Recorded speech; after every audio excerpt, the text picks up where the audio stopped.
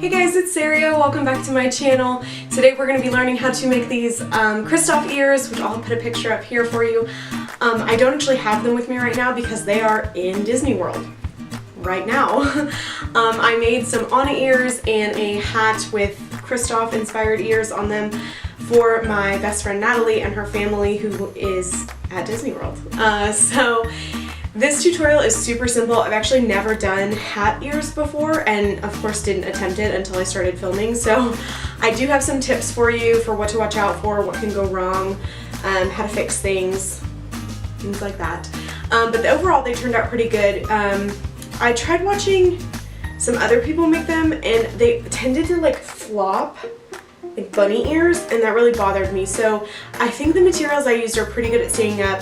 All the pictures they sent me through the day today have been great. Like the ears aren't flopping and things like that. So I think we're good there. So if you guys are interested in watching this, please stay tuned. And then if you haven't already, please subscribe to my channel. I make ear videos really regularly. I make a lot of DIY videos and things like that. And then occasionally I have some Disney content sprinkled in. Okay. Sprinkled in just for a little bit of Disney joy. Right? Okay. Anyway, without further ado, let's get into the tutorial. For this project, you're going to need a foam poster board, the ear templates listed in the description box below, a baseball cap, an Xacto knife, a marker, rope trim for the edge of the ear, gray fabric, about 6 inches worth, thin red ribbon, thin burgundy ribbon, some faux fur, either in a sheet or in a trim ribbon accent, and then a hot glue gun and hot glue sticks. This is what the 3 templates look like that you're going to need. Start out by taking your ear cutting line template and tracing 4 of these onto your gray fabric. You will need 2 for each ear.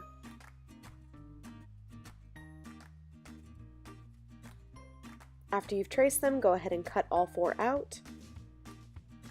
Then take the ear sewing line template and you're going to trace this onto your foam poster board. You will need 4 of these, and then you will go ahead and take your Xacto knife and cut them out.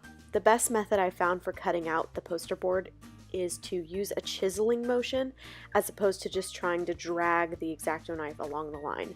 The chiseling makes it to where you have a smoother edge inside the ear, and also you keep the true shape of the ear and you don't end up with random jagged lines. And it goes a little faster. Obviously be really careful not to cut yourself, and cut 4 of these out. So now you're going to take 1 foam ear and 1 fabric ear, and you're going to do a line of hot glue around the rim of the ear. Don't go all the way around, just start with a little bit at the top and adhere your fabric to it by smoothing it with your thumb, and then you'll work in sections. Don't do all the hot glue at the same time because you'll end up with weird bubbles and wrinkles on the ear. You want to work kind of how I am, where you smooth it along as you're going. And then you can flip it over on the back and do the edges. This is where you can kind of pull the fabric and make it tight. It makes the ear look a little bit nicer if you do that. And don't worry about how the inside of the ear looks because we're going to hide that. And once you're done with the first one, you can continue and make 3 more of these to make 4 total.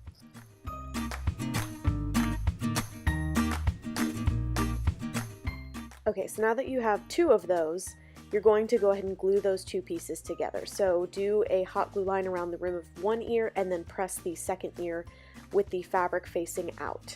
And now you have 1 ear completely put together.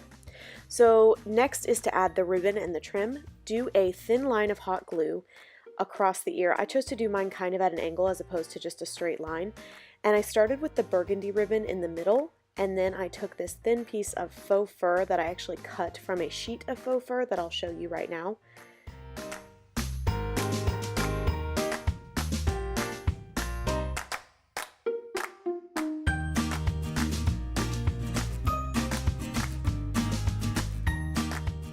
And I glued that underneath. And then the last step was to take the red ribbon and glue that on top of the burgundy ribbon. I did find that using hot glue on the edge of the ear as opposed to directly on the front looked a little bit better, and I would just put a little dot, glue down the edge of one side, and then continue a thin line underneath the ribbon and then do another dot on the other edge to glue it down all the way. I hope I'm making sense. So now to do the other side, what you're going to want to do is match up those ribbons. So flip the ear over, and then you're going to take your ribbon and continue it along the back of the ear. For the edge, I decided to use this rope trim, and this part's super simple. Just take your hot glue gun and line the edge of the ear where you should see a seam where you combined those two pieces, and just work in sections and press down the trim as you're going. Don't use too much hot glue. You don't need a whole lot, and you don't want it to ooze out on the sides and make a big mess. And then obviously you're going to want to repeat all these steps to create the second ear for your hat.